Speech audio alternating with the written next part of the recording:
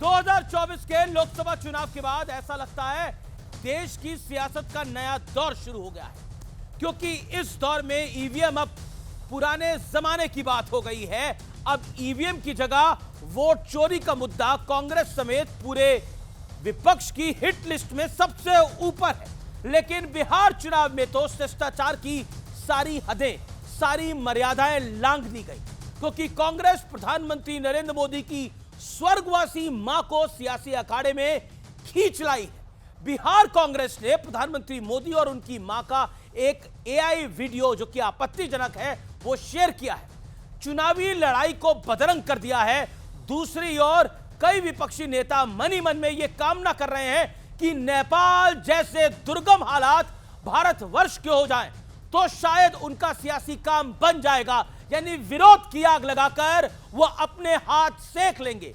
उद्धव सेना के संजय राउत, समाजवादी पार्टी के प्रवक्ता, कांग्रेस के उदित राज उन मान्यों में शामिल हैं जिन्हें यह विश्वास है कि एक दिन भारत की सड़कों पे भी अराजकता, आगजनी होगी। सोचिए, ये लोग दावा करते हैं कि मोदी के राज में देश में लोकतंत्र को खतरा है। सवाल है कि और कितना लोकतंत्र चाहिए जनाब। दंगों की कामना खुलेआम कर रहे हैं। एक स्वर्गवासी महिला को चुनाव में घसीटा जा रहा है, जिसका चुनाव से दूर दूर तक लेना देना नहीं है, या पॉलिटिक्स से लेना देना नहीं है। तो और वोट चोरी के नाम पर पूरी चुनावी प्रक्रिया पे ही प्रश्न लगाने का एक प्रयास हो रहा है, एक कुंठित गंदा प्रयास हो रहा है। आज का यही सबसे बड़ा सवाल है, लोकतंत्र को खतरा आखिर किससे है? जनता जनार्दन के बीच इसी मुद्दे पर होगी देश की सबसे बड़ी पॉलिटिकल बहस। आर पार में आपका स्वागत है।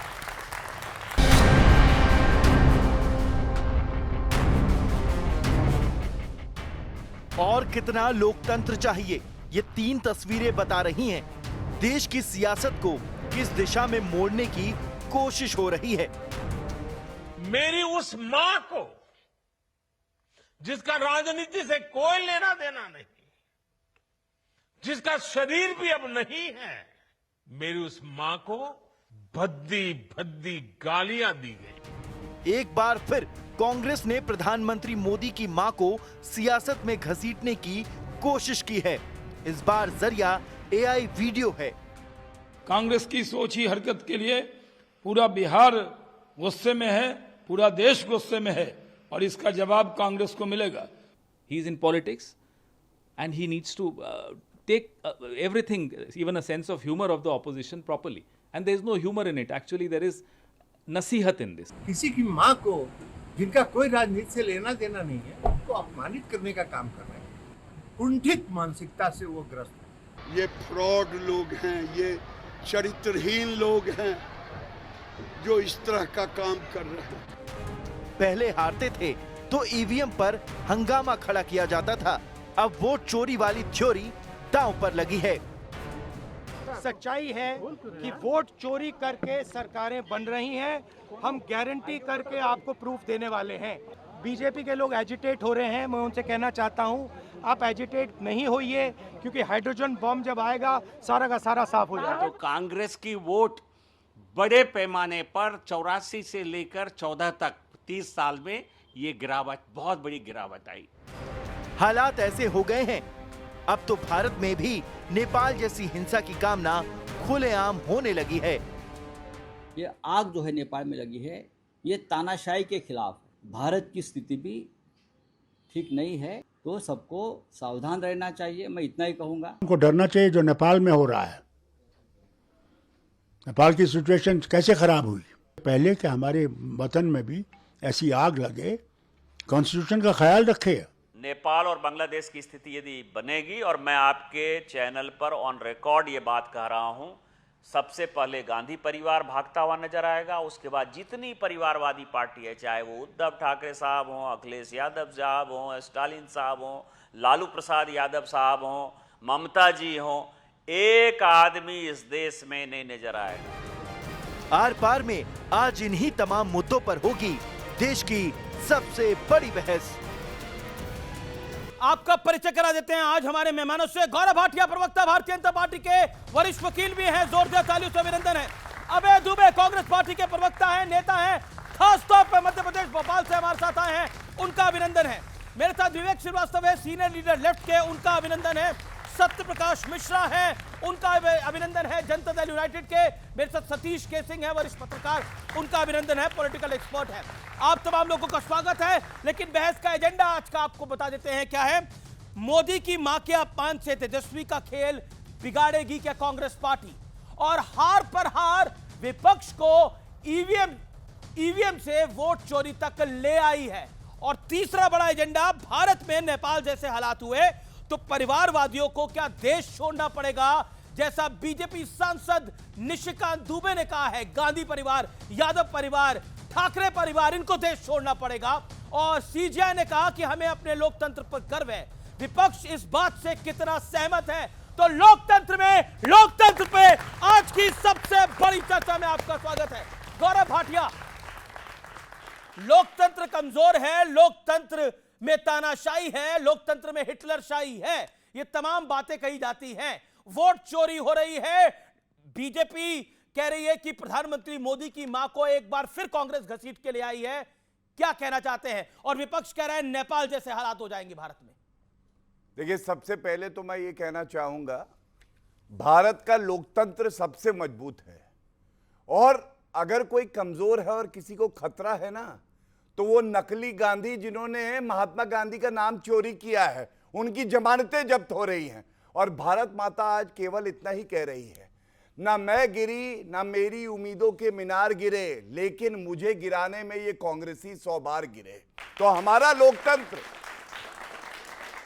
लोकतंत्र इतना मजबूत है। मैं पहले लोकतंत्र वाले मुद्दे पे आपको बता दूं, जब डॉक्टर BR अंबेडकर जी संविधान दे रहे थे भारत को, उन्होंने एक बात कहा था, यह संविधान जितना भी अच्छा हो, अगर जो लोग इसे चलाएंगे वो अच्छे नहीं है तो यह संविधान फेल हो जाएगा। लेकिन अगर संविधान में कमी भी होगी, जो लोग कुर्सी पे बैठेंगे वो अच्छे होंगे, तो यह संविधान मजबूत होता चला जाएगा। और आप जानते हैं, आजादी के बाद हमने देखा है, कभी यहां पे राष्ट्रपति शासन नहीं लगाया गया इस तरह से कि कोई तानाशाह आ जाए। यहां पे कभी ऐसा नहीं हुआ। हां, आपातकाल को छोड़ के ये लोकतंत्र खत्म होता है कि आदमी घर से निकला, बीवी ने कहा सब्जी ले आइए, उसको पकड़ा और नसबंदी करा दी। और 2 लाख से ज्यादा लोग जो है आपने जेल में भर्ती कर दिए थे, केवल इसलिए क्यों जेल में डाला? क्योंकि आपका विरोध करते थे। और मैं नरेंद्र मोदी जी की मां पे एक बात जरूर कहूंगा, जब मैं इस चर्चा के लिए आ रहा था, मैंने कल वो AI वीडियो देखा, मुझे इसलिए पीड़ा हुई, मैं आपको बताऊं, कि किसी की मां के लिए कभी अपशब्द ना कहना। अगर राहुल नकली गांधी है ना अपने नाम के, तो मोदी जी के सामने खड़े हो जाए। ना खत्म करेगी हवा ना आंधी, कांग्रेस को खत्म करेगा सिर्फ राहुल गांधी, ये याद रखिए। ओके, अभय दुबे, अब आपकी बारी है। अभय दुबे, आप कहते हैं लोकतंत्र नहीं है, लोकतंत्र नहीं है, लोकतंत्र नहीं है। मतलब मोदी की मां का अपमान, मोदी को डेली गाली, और कितना लोकतंत्र चाहिए? नेपाल बनाने की कामना, आपके बड़े नेता हैं, राहुल गांधी के करीबी हैं उदित राज, वो कहते हैं नेपाल बनेगा भारत। दिवंगत मां मोदी जी को सपनों में आती है, मां पर राजनीति न करने का पाठ पढ़ाती है। बिहार की नौजवान पीढ़ी बेरोजगारी की आग में झोंक दी जाती है, जनता पलायन के लिए मजबूर की जाती है। मोदी जी की मां मोदी जी के सपनों में आती है और मोदी जी को 70,000 करोड़ रुपए की लूट न करने का पाठ पढ़ाती है। बिहार में आप कल्पना नहीं कर सकते क्या किया 20 साल की सरकार ने। बाबा साहब अंबेडकर जी का जिक्र किया। अब ये मैं आप पर छोड़ता हूं, आप इस बात का मूल्यांकन कीजिए कि क्या कांग्रेस पार्टी या भारतीय जनता पार्टी जिम्मेदार है। प्रधानमंत्री जी ने शपथ लेते ही सबसे पहला निर्णय लिया, एक के बाद एक 3 अध्यादेश लेकर आए, किसानों की जमीन छीनने के काले कानून, किसानों के लिए काले क्रूर कानून लेकर आए, नोटबंदी का दंश इस देश को दिया, इलेक्टोरल बॉन्ड का स्कैम इस देश को दिया, 5,38,000 करोड़ रुपए की लूट NCLT स्कैम में की गई। एक के बाद एक सत्ता की सरपरस्ती में विजय माल्या, संदेशरा बंधु, सरदेसाई, मेहुल चोकसी, हमारे नीरव भाई, सबको सत्ता की सरपरस्ती में यहां से भगा दिया गया। और आज जो दंश दे रहे हैं वो SIR का दंश दे रहे हैं। दोस्तों, प्रजातंत्र कमजोर कब होता है? जब मनमानी करके पास करा लिए जाते हैं, उन पे डिबेट नहीं होती पार्लियामेंट्री कमेटी को। आज जो कानून भेजे जाने चाहिए उसका प्रतिशत सिर्फ 17% रह गया। स्टेक होल्डर का कंसल्टेशन नहीं होता, आप लोगों से राय नहीं ली जाती कानून बनाने के लिए। ये मनमाना तंत्र स्थापित करने की जब भी कोशिश होगी तो जब आपकी सरकार होती थी, उस युग में भी गांधी खड़ा हुआ था और इस युग में भी गांधी खड़ा होगा। नहीं, पर 1.5 मिनट हो गया आपको। आप कह रहे जब इस समय इन लोगों से राय नहीं ली जाती, इन लोगों की राय के बाद, इन लोगों के वोट के बाद तो मोदी प्रधानमंत्री बने हैं। पहली बार नहीं, दूसरी बार नहीं, तीसरी बार प्रधानमंत्री बने हैं। सीटें वोट चोरी से, अच्छा ठीक है, सिद्ध हो गया वोट चोर गद्दी छोड़, ये सिद्ध हो गया कि कोई स्वाभाविक सत्ता ओके। ये जो भाषा का प्रयोग कर रहे हैं ना, 62 साल बाद ऐसा हुआ, 3 बार लगातार चुनाव किसी ने जीता जनता के आशीर्वाद से, आपके आशीर्वाद से, तो श्री नरेंद्र मोदी जी ने जीता। अगर ये कहते हैं वोट चोर, तो सबसे बड़ा डकैत कोई है तो वो राहुल गांधी, सोनिया गांधी और गांधी परिवार है। क्यों कोई, मैं बताता हूं, ये डकैत है, ये डकैत है, आए हैं भारत माता की डकैती करने, और इनको कान से पकड़ के रगड़ के पाकिस्तान ना फेंका। अगर हमारे प्रधानमंत्री के लिए अपशब्द कहे तो मेरा नाम गौरव भाटिया नहीं, ये जनता जनता नहीं। अब मैं बताता हूं, भारत के लिए कहना विदेशी धरती पे डेमोक्रेसी इज डेड। पूरे विश्व में सबसे ज्यादा वोट कहीं पड़े और सरकार बनी तो भारतीय जनता पार्टी की बनी, भारत में पड़े, डेमोक्रेसी इज डेड कैसे? और सुनिए, इनकी गलती नहीं है, मुझे इनकी कोई गलती नहीं लगती। राहुल गांधी ने फैला दिया है रायता और साफ करने में कोई नहीं कर रहा है इनकी सहायता, इसीलिए यह हाल है। आपने क्या सवाल किया?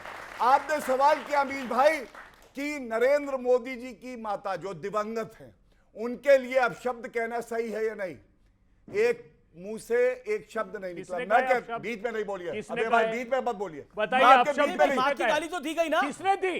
वो मत बताइए ना, आपकी सरकार है वहां, आकर बताइए, कटघरे में खड़ा कीजिए, कौन है वो?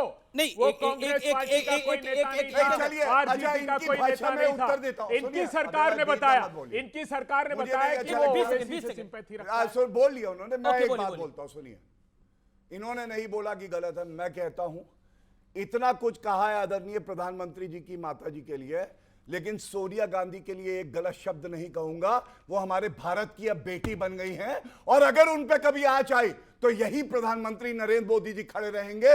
ये चरित्र है एक भारतीय का जो ये समझेंगे नहीं। और सुनिए, और जब ये कहते हैं, अब आखिरी लाइन है, 1 मिनट बस, अभी भाई 10 सेकेंड और लूंगा, विवेक भाई इजाजत भी दे देंगे, ही इज लेफ्ट आउट, थोड़ी देर और इंतजार करेंगे उसके बाद। सुनिए, सपने में आई एआई वीडियो बनाया, तो मैं भी बताता हूं, सपने में आएंगे राहुल गांधी के भी। नेहरू जी कह गए इंदिरा से, नेहरू जी कह गए इंदिरा से, ऐसा पोता आएगा कांग्रेसियों के लिए बॉस कहलाएगा, लेकिन दुनिया में गधा कहलाएगा। नहीं देखिए, राहुल गांधी क्यों बोलिए, रीजन, अच्छा रुकिए, रीजन बताइए क्यों बोला आपने? 1 मिनट रुकिए, बताइए। नहीं, सॉरी, आई आस्क कमीज देवगन, आपने क्यों बोला कि गलत है? बताइए, मैं जानना। गलत ये है कि नहीं, किसी को गधे से डिनोट करना गलत है। अच्छा, और सरेंडर मोदी कहना गलत है, वो भी गलत है। मैंने उस पे भी टोका है, इसलिए मैंने भी टोका है कि गधे, यहाँ पे इंसान अच्छे हैं, गधे घोड़ों का क्या काम? ओहो, तो जब आप नरेंद्र मोदी जी के लिए अब शब्द कहेंगे ना, मैं वो भी सोनिया गांधी जी के लिए तो नहीं कहूंगा, लेकिन जिसने ये करा है, जिसके इशारे पे हुआ है, बिल्कुल उसको आईना दिखाऊंगा। और सुनिए, आपको एक अच्छी बात बताता हूं, विवेक भाई हैं, हमारा विरोध करते हैं, लेकिन आज पूछिए इनसे, जो शब्द उनकी माता जी के लिए कहे जा रहे हैं, नरेंद्र मोदी जी के लिए कहे जा रहे हैं, क्या ये सकारात्मक राजनीति है? ओके, देखिए, कार्यक्रम को शुरू हुए काफी मिनट हो गए, 10-12 मिनट, 2 ही गेस्ट बोले। Okay Vivek, your turn. देखिए, आपने बड़ा अच्छा बोला कि मिसेस सोनिया गांधी के खिलाफ अगर कोई अपशब्द कहेगा, आप निंदा करेंगे, आप लड़ेंगे। निंदा नहीं, लड़ेंगे। मोदी जी लड़ेंगे। ये इस बात का मैं स्वागत करता हूं। कुछ शब्द पहले बोले गए, मोदी जी वाले पे मैं आपका उत्तर जाता हूं। बिल्कुल, विवेक की बारी है, 50 सेकंड दे दीजिए। मैं इस बात का स्वागत करता हूं कि ruling party Bharatiya Janata party के प्रवक्ता कह रहे हैं मिसेस सोनिया गांधी भारत की बेटी हैं, और अगर उनके खिलाफ कोई अपशब्द बोलेगा तो इनको घोर आपत्ति है, ये लड़ेंगे। स्वागत करता हूं मैं आपका। लेकिन आपको नसबंदी से प्रॉब्लम क्या है?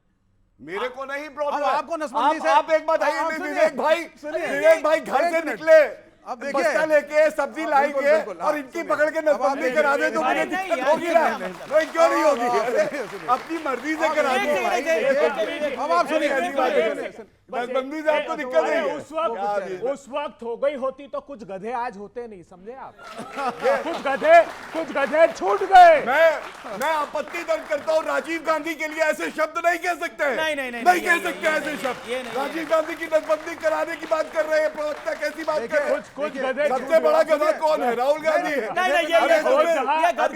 मेरा निवेदन है, प्लीज तीन बरोबर कांग्रेस प्रवक्ता से भी अपील करता हूं, भारतीय जनता पार्टी की प्रवक्ता से भी अपील करता हूं, प्लीज हमें ना गधों की जरूरत है, ना घोड़ों की जरूरत है, ना और किसी की जरूरत है। हमारे यहाँ बहुत अच्छे लोग हैं, आप बहुत सम्मानित मेहमान हो। मेरा निवेदन है हम एक भाषा पे नियंत्रण रखें। ओके, बोलिए।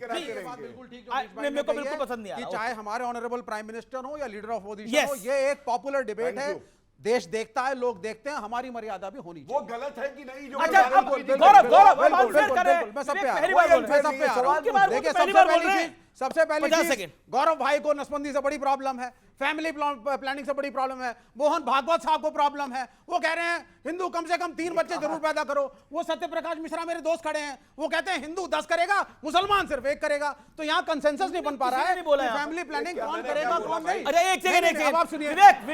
विवेक डोंट यील्ड डाउन। आप मेरे से बात करिए और आप टॉपिक पे बात। नहीं, टॉपिक पे आज ओके, देखिए डिबेट में कटाक्ष तो चलेगा, कटाक्ष तो चलेगा। उन्होंने नहीं बोला, वापस है। ठीक है, कटाक्ष को एक सेकंड सर। अब ये हो गया। अब यानी कि भाई इस मुल्क के अंदर अगर आबादी ज्यादा है तो आपकी कम से कम एक नीति होनी चाहिए। और कितना लोकतंत्र चाहिए? लोकतंत्र मजबूत है, कितने सबूत चाहिए कि लोकतंत्र मजबूत है? मोदी की मां को गाली, वोट चोरी हो रही है, और तो और नेपाल बनाने की कामना हो रही है। अब बीजेपी ने जवाब दिया कि अगर नेपाल की आप कामना कर ही रहे हो तो सबसे पहले तो आपको बोरिया बिस्तरा उठा के भागना पड़ेगा, चाहे बिहार का यादव परिवार हो, चाहे यूपी का यादव परिवार हो, चाहे दिल्ली का गांधी परिवार हो। कांग्रेस पार्टी की दिक्कत क्या है कि उसके युवराज जो भी हैं अभी विपक्ष के नेता, उन्होंने बचपन से सिर्फ सत्ता देखी है। दादी प्रधानमंत्री थी, उनकी गोदी में खेले, पिताजी प्रधानमंत्री थे, विदेश और स्टीफेंस में पढ़ने चले गए, और सरकारें देखी मनमोहन सिंह की जो सुबह शाम अटेंडेंस लगाने 10 जनपद पहुंच जाते थे, तो उन्होंने ऐसी तानाशाही और जमींदारी व्यवस्था, सामंती सोच वाली सत्ता देखी जहां लोकतंत्र की कीमत उनको पता ही नहीं है। और जब जनता ने उनको सत्ता से हटा दिया है वोट से, और ये वोट चोरी कहने लगते हैं, क्यों? इनको लगता है कि अपना मुंह कैसे छिपाए अपने कार्यकर्ताओं के बीच, कि हमारे नेता राहुल जी में कोई करिश्मा है नहीं बचा, तो कार्यकर्ताओं के बीच, जनता के बीच अपना मुंह छिपाने के लिए वोट चोरी नाम का एक लेके आए हैं चादर, उसमें मुंह छिपाकर घूम रहे हैं। लोकतंत्र की ताकत देखिए इस देश में। सबसे खूबसूरत उदाहरण देता हूं कि जो जम्मू कश्मीर लगातार जल रहा था, आतंकवाद का जहां साया पसरा था, जहां से कश्मीरी हिंदुओं को भगा दिया गया, वहां मोदी सरकार ने लोकतंत्र की खूबसूरत चुनाव कराया और आज वहां सरकार चल रही है और लोग वहां गए। यह लोकतंत्र है। आप समझिए, पंजाब एक बार आतंकवाद का भीषण शिकार हुआ, वहां लोकतंत्र स्थापित किया गया चुनाव करके, आज पंजाब उन समस्याओं से बाहर हुआ। पूर्वोत्तर के तमाम राज्य जो जलते रहे थे, वहां लोकतंत्र स्थापित है, सरकारें वोट से बनाई गई और सरकारें वोट से हटाई गई। नागालैंड जैसा राज्य जहां कभी एयरफोर्स को बमबारी करना पड़ा था, वहां लोकतंत्र की स्थापना है और भारतीय जनता पार्टी की एक बहुमत वाली सरकार आज वहां है। कश्मीर से लेकर के कन्याकुमारी तक जितने किस्म के आंदोलन हुए, चाहे वो आरक्षण के लिए आंदोलन हुए, चाहे वो महिला आरक्षण के लिए आंदोलन हुए, चाहे क्षेत्रवाद के आंदोलन हुए कि कोंकण को हम में मिला दिया जाए, उसमें मिला दिया जाए, चाहे रुक जाइए, चाहे 2 राज्य के बंटवारों के आंदोलन हुए, सभी आंदोलनों को देश की संसद ने एड्रेस किया, चाहे जिस पार्टी की सरकार थी। और रुक जाओ, अरे यार रुक जाओ, अरे रुक जाओ, उत्तराखंड की सेकुलर पार्टी, अरे यार रुक जाओ, ये तरीका तुम्हारी सरकार नहीं थी। अब देखिए इनका लोकतंत्र, तो हमें बोलने इनका हठतंत्र, इनका लठतंत्र दूसरों को बोलने नहीं देगा, ये इनकी आदत है। आप जब बोल रहे थे मैंने एक शब्द नहीं टिप्पणी की। क्या यार ये क्या है? ये है कि आप देख लीजिए इनकी हताशा देखिए कि दूसरा अगर कोई अपनी तर्कों के साथ रख रहा है उसको बोलने नहीं देंगे। ये जो बोलने नहीं दे रहे हैं ये लोकतंत्र के विरोधी है। पहली बार बोल रहे हैं ये जो बोलने नहीं दे रहे हैं ये लोकतंत्र के घनघोर विरोधी और सामंती सोच वाले लोग हैं, जिन्होंने नक्सलवाद जैसे समस्याओं को कभी हैंडल नहीं किया, जिन्होंने नक्सलवादियों को बढ़ाया। वेस्ट बंगाल में आज भी लोकतंत्र में चुनाव होता है, वोट देने के बाद लोगों को मार दिया जाता है। उस लोकतंत्र की दुहाई देने वाला वामपंथ आज भी जिंदा है और डबली बजाता रहता है। बीच में नहीं, ये बीच में नहीं बोलो please. I was just giving example of strong democracy of India, क्योंकि आपका कार्यक्रम भारत के लोग देखते नहीं, भारतीय जो बाहर बसे हैं वो भी देखते हैं। हमारे देश के लोकतंत्र का चेहरा कोई कम करके आकेगा, वो इस लोकतंत्र का गद्दार है, वो इस लोकतंत्र का दुश्मन है। ओके, आप कह रहे हैं कि जो भारत के लोकतंत्र को कम करके आकेगा वो लोकतंत्र का गद्दार है। सतीश के सिंह अभी तक आप भी नहीं बोले हैं। अरे क्या तू बोल रहे हो? सीखे क्या? तो आप ही बोले, राज्यों पर बीजेपी बोले ना। नए राज्य 5 मिनट नहीं दे पाऊंगा। अभी नए राज्यों पर बता दूं, नए राज्य भारतीय जनता पार्टी एनडीए सरकार ने झारखंड बनाया, उत्तराखंड बनाया, क्या बात कर रहे हो? छत्तीसगढ़ बनाया, राज्यों की वकालत कर दी गई है। अटल बिहारी पंडित अटल बिहारी वाजपेयी की सरकार में। ओके विवेक, मैं आपकी सारी बातें मानने को तैयार हूं। उन्होंने बोलने नहीं दिया। मेरी एक सेकंड, ओके लाइन है। अच्छा एक लाइन बोल लीजिए। संविधान का कोई गार्जियन भी है। जब इस देश की जनता पर कोई अन्याय होता भी है और उसको लगता है मेरी संसद भी खामोश है, तो सुप्रीम कोर्ट ने इस देश को लगातार लोकतंत्र और सीजीआई ने क्या कहा, मैं सीजीआई को कोट करता हूं। अब सीजीआई ने क्या कहा, मैं फिर सतीश जी के पास भी आऊंगा। आप अपनी हर सरकारी संस्था को इन लोगों ने ब्लैकमेल करके रोका हुआ है। क्या बात कर रहे हैं? इलेक्शन कमीशन पे सबूत क्या है? गलत आरोप है। सीबीआई हो गई, हर एक में। अच्छा ये बताइए, आप सीजीआई ने कहा हमें अपने लोकतंत्र पर गर्व है, सीधे तौर पर हमें अपनी डेमोक्रेसी पर गर्व है। क्या आपको अपने लोकतंत्र पे गर्व है? मैं यहां पर एक एक शख्स से पूछने को तैयार हूं, क्या उन्हें भारत के लोकतंत्र पे गर्व है? मैं पहले वोटिंग करा लेता हूं यहां पर आपके सामने। यहां कोई वोट नहीं हो रही। किसको भारत के लोकतंत्र पे गर्व है? हाथ खड़ा करे वो जिसको भारत के लोकतंत्र पे गर्व है। 100% हाथ खड़े हैं। हो रही है वोट चोरी? क्या हो रही है वोट चोरी? आंख खोल के देखे दुनिया, क्या वोट चोरी हो रही है?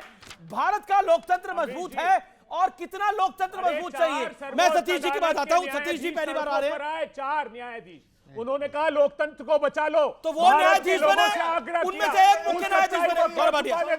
मैं बोलना चाहता हूं, इसका जवाब दूंगा। उत्तराखंड का जिक्र किया, मोदी सरकार की कैबिनेट ने कांग्रेस की एक सेकंड, नहीं आपने बोला सड़कों पे आए थे। पूछिए कौन जा रहे और कब आए? अच्छा बताएं, उसमें से एक माननीय न्यायाधीश तो मुख्य न्यायाधीश बने रंजन गोगोई, और कहां सड़कों पे आए थे बताइए? वो तारीख बताइए कब सड़कों पे आए थे? बताइए। और एक दिन Shanti Gaurav Shanti, then I will come to you. सर्वोच्च अदालत के 4 न्यायाधीशों ने प्रेस कॉन्फ्रेंस की 2019 के पहले सड़कों पर आकर और इस देश के नागरिकों से कहा कि इस प्रजातंत्र की रक्षा अब आपके हाथ में है। ये बहुत बड़ा कदम था। अरे आप सर्वोच्च अदालत के वकील हैं।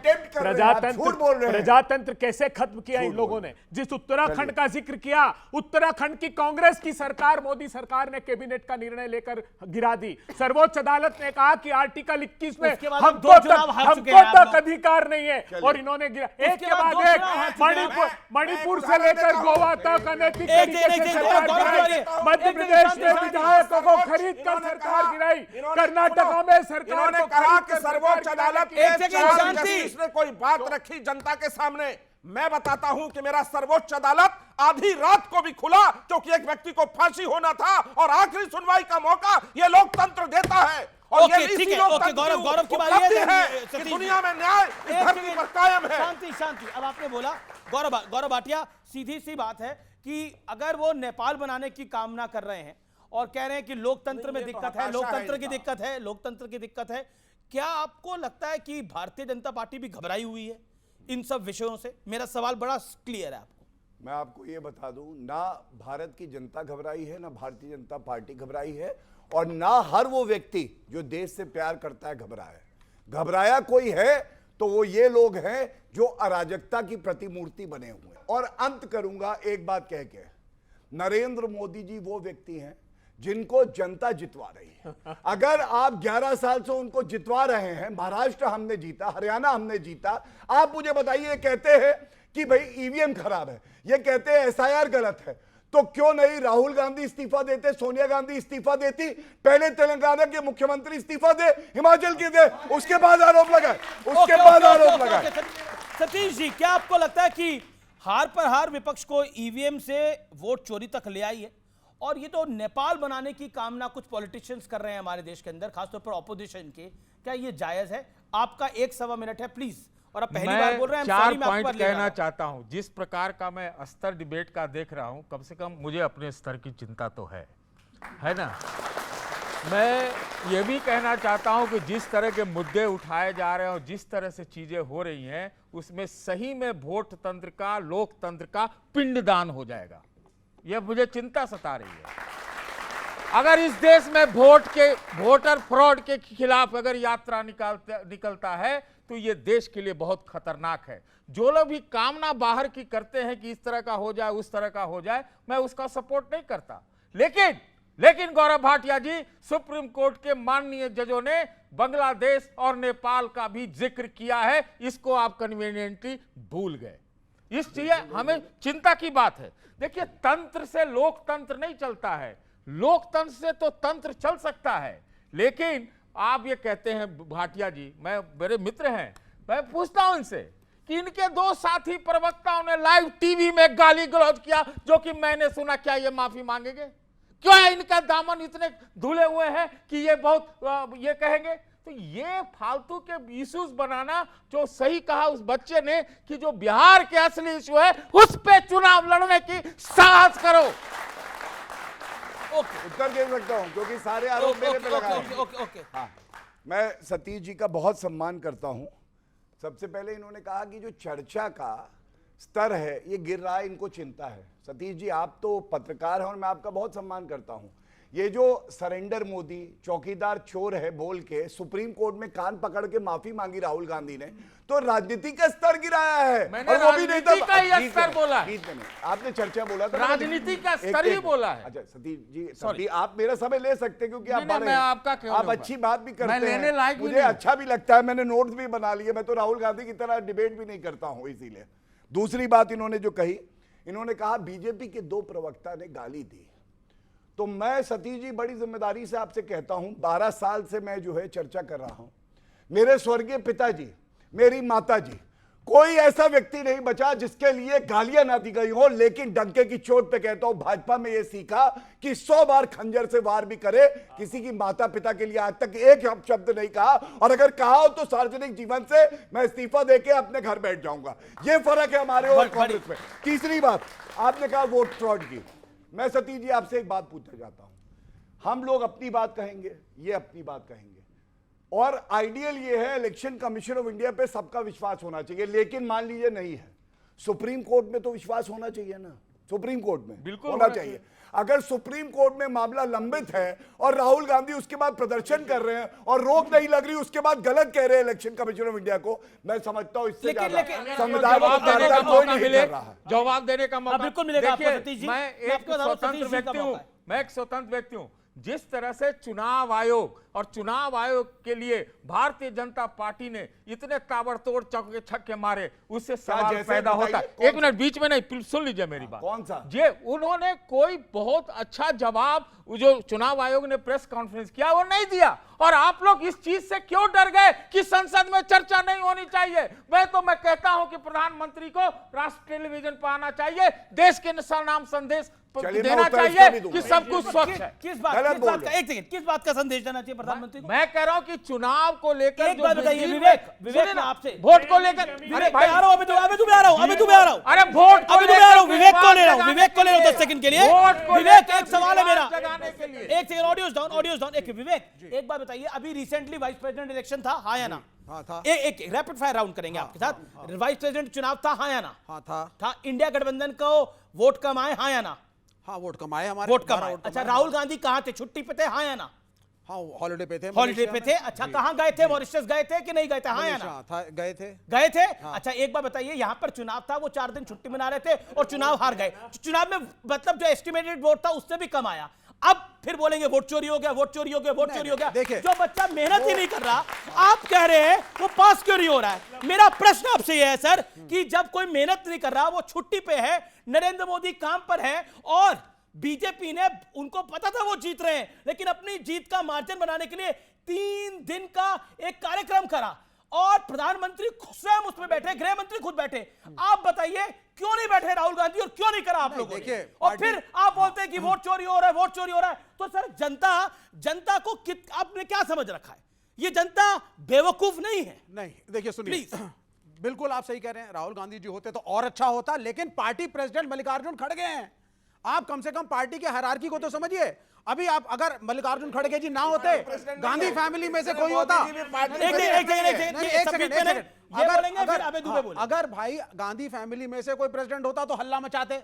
हमारे विपक्ष के दोस्त यहाँ बैठे हैं, Gandhi family, Gandhi family, Gandhi family, Congress को छोड़ती नहीं है, नया कोई अध्यक्ष नहीं, नीचे का आदमी ऊपर नहीं आता। जब एक दलित को प्रेसिडेंट बनाया है और वो संचालन कर रहा है, तो अब आपने खुद माना, अभी आपने खुद माना कि राहुल जी रहते तो अच्छा रहता। बिल्कुल, मैं उनकी लीडरशिप को मानता हूं। I think he is a very good leader. वो रहते तो अच्छा रहता। अभी बुरा हुआ है ना, अभी बुरा हुआ है ना। नहीं, बिल्कुल, अब होते तो और अच्छा होता। एक बात बताइए, राहुल जी 4 दिन के लिए बाहर गए, जिसको लेकर बड़ा विषय बन गया। सीआरपीएफ ने भी अपनी डिटेल दी। मैं उन सब डिटेल्स में नहीं आना चाहता, किसी का पर्सनल रीजन हो सकता है कहीं भी जाने का। मेरा स्पष्ट सवाल यह है कि आपको नहीं लगता कि अगर मेहनत नहीं करेंगे तो रिजल्ट कहां से आएगा? यानी जनता तो वही 240 अगर बीजेपी की आई तो बीजेपी ने उसके बाद मेहनत करी, आपकी 99 आई, तो आप भी तो मानते हैं ना कि कांग्रेस की काबिलियत थी, कांग्रेस अपना मैसेज पहुंचाने में कामयाब रही, इसलिए उसने 40-50 सीटों का लोकसभा में इजाफा करा। मतलब बीते 2 दशक में कांग्रेस की अच्छी परफॉर्मेंस है 99 सीटों वाली, फिर भी आप ये बात कह रहे हैं कि वोट चोरी हो रही है, वोट चोरी हो रही है, और मेहनत करते नहीं है। ये एक प्रश्न आया है और वो खुद कह रहे हैं कि अगर होते तो अच्छा होता। आपका नाम क्या है व्हाइट शर्ट में? पीयूष। पीयूष, आप 4 दिन के लिए अगर यात्रा पर गए कहीं और घर में आपके चोरी हो गई, डाका हो गया, तो अमीश देवगन जी कहेंगे पीयूष 4 दिन के लिए बाहर क्यों गया, तेरी जिम्मेदारी है, तेरे को बिहाइंड दी बार्स कर देना चाहिए। अरे चोर को पकड़िए ना साहब। राहुल गांधी यही तो कह रहे हैं। जब पहली बार हम चुनाव आयुक्त से मिलने गए, सारे दल 11 दल इकट्ठे होकर क्या कहा आप जानते हैं? जब एसआईआर की प्रक्रिया प्रारंभ नहीं हुई थी, जब चुनाव आयुक्त ने कहा कि 20% तो वोट कटेंगे ही कटेंगे, इनको चिंता क्यों नहीं हुई? इनको चिंता नहीं सताती थी क्योंकि इनकी 60 गांठ थी। उसके बाद क्या हुआ? एक के बाद एक सुप्रीम कोर्ट ने 3 बार कहा इलेक्शन कमीशन को कि आप आधार को जो 11 डॉक्यूमेंट है उसके अलावा दस्तावेज मानिए।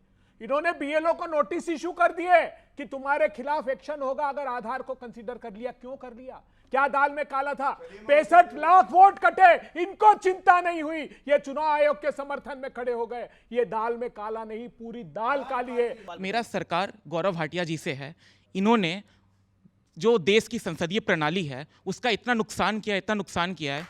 आज देश में एक भी बिल 3-3 मिनट में बिल पास होते हैं और सांप्रदायिकता इतनी बढ़ गई है। वक्फ जैसे बिल पास होते हैं, यूनिफॉर्म सिविल कोड जैसे बिल पास होते हैं, संसद के अंदर सीए और एनआरसी जैसे कानून पास होते हैं। और वर्तमान में 4 दिन पहले की बात है, 1 हफ्ते पहले की बात है, दिल्ली हाई कोर्ट में 5 साल हो गए उमर खालिद, गुलफिशा फातिमा, मीरान हैदर को जेल में गए हुए और 5 साल बाद तक उसकी बेल की पिटीशन को अप्रूव नहीं की गई। इससे कितना बड़ा सबूत चाहिए कि लोकतंत्र कोर्ट ने नहीं करा ना अप्रूव? कोर्ट ने नहीं करा। हाँ तो कोर्ट ने तो नहीं करेगा। नहीं तो लोकतंत्र कोर्ट को तो मानेंगे। एक मिनट मैं उत्तर देता हूँ ना भाई की बात का। भाई ने इतनी अच्छी बात बोली है, मैं वो उत्तर देता हूँ। हाँ बोलिए। इन्होंने कहा सांप्रदायिक बिल पास हो गए हैं यूसीसी। मेरे भाई, अनुच्छेद 44 पढ़ना संविधान का, डॉक्टर अंबेडकर ने दिया है। यूनिफॉर्म सिविल कोड भारत में लागू होना था आजादी के बाद और नहीं किया तुष्टीकरण वालों ने। अगर आज लागू हो रहा है तो आप कह रहे हो वो सांप्रदायिक है और उसके लिए कोई बिल नहीं पास हुआ है। दूसरी बात, वक्फ का आपको बता दूं, वक्फ जो है वो अनुच्छेद 14 का उल्लंघन करता था जैसा ये लाए, और आज सुप्रीम कोर्ट में मामला लंबित है, हम सब जानते हैं, और उस पर रोक नहीं लगी है। तीसरा, आपने जो बात कही है, उमर खालिद और शर्जील इमाम ने क्या कहा था मालूम है? उन्होंने कहा था चिकन नेक कहते हैं असम और नॉर्थ ईस्ट को जो भारत के मेनलैंड से जोड़ता है।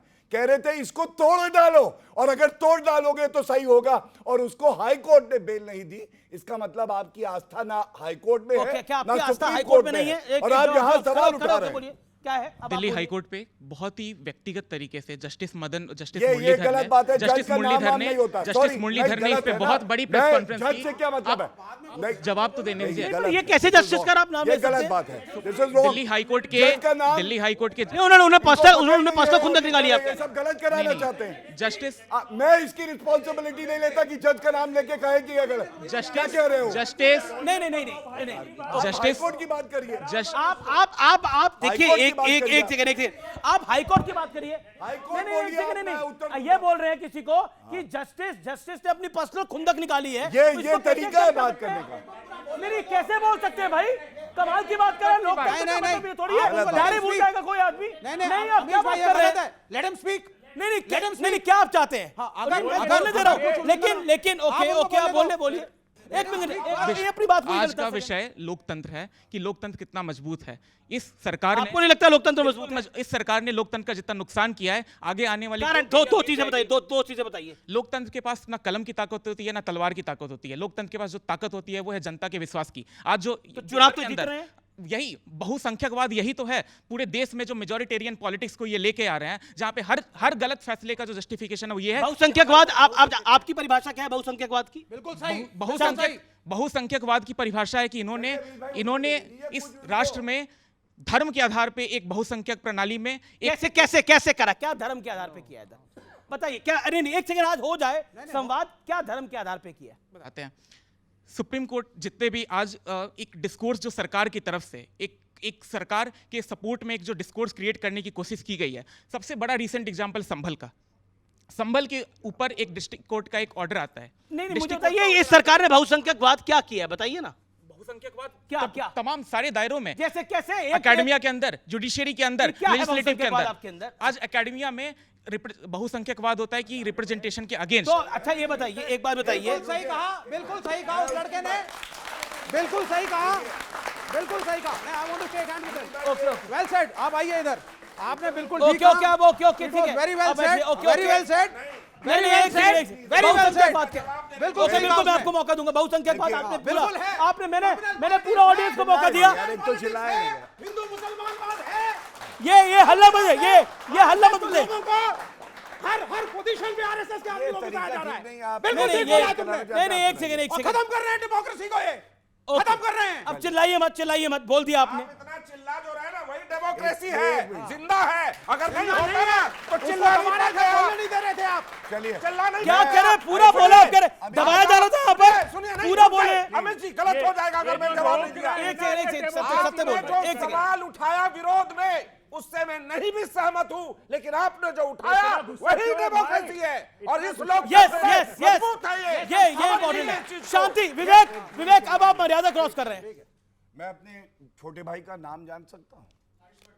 हर्षवर्धन। मैं एक बात बताता हूं, ये क्या कर रहे हैं? हिंदू ऐसे हवा निकल गई इधर। ये नाम सुनते ही हवा निकल गई। इन्होंने नाम क्यों पूछा? इनको लग रहा था अब्दुल बोलोगे। इनको लग रहा था अब्दुल बोलोगे। मेरा नाम अब्दुल है, लेकिन वो सिंह निकला। अब ठीक है, गौरव की बारी है। अब पूछिए। हवा उन गुब्बारों की निकलती है जिसमें सुइयां 100 बार मारी है राहुल गांधी ने। वो गुब्बारे का नाम कांग्रेस पार्टी है। मैंने अपने भाई का नाम पूछा, वो मेरे लिए एक भारतीय है, लेकिन उसने काला कोट पहन रखा है। और अगर वो वकील है या वकालत की पढ़ाई कर रहा है, मैं एक बात बताना चाहता हूं। हाई कोर्ट का वर्डिक्ट होता है, सुप्रीम कोर्ट का वर्डिक्ट होता है। जज का नाम लेके वर्डिक्ट नहीं होता। मेरा सवाल है और फिर मैं उत्तर दूंगा, किसने शर्जील इमाम का जजमेंट दिया है? बताएंगे किस जज ने? हाँ बताओ। बोलिए। जज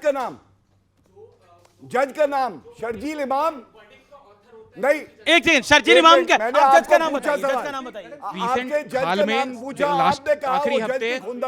आखिरी हफ्ते में दिल्ली हाई कोर्ट में बेल पिटीशन गई थी। जज का नाम बताइए ना। जस्टिस मुरलीधर ने एक किताब लिखी इनकम्प्लीट। इनको नहीं पता है। चलिए, अगर नहीं पता तो बात अलग है। ओके गौरव, आप अपनी बात रखिए। नहीं देखिए, ये अनफेयर हो रहा है।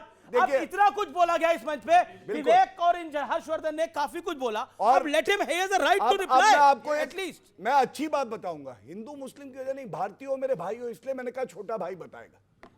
सुनिए, जज का क्रिटिसिज्म होता है, हाई कोर्ट गलत हो सकता है, कोई दिक्कत नहीं है। आपके पास सुप्रीम कोर्ट जाने के लिए एक प्रणाली है, संविधान ये इजाजत देता है। सुप्रीम कोर्ट जाइए, सुप्रीम कोर्ट भी फैसला कर देगा और याकूब मेमन को फांसी होने लगेगी और ये कहेंगे ये न्यायिक हत्या हो रही है। क्या ये उचित है? आप बताइए। नहीं है। दूसरी बात, बहुसंख्यकवाद की आपने बात करी।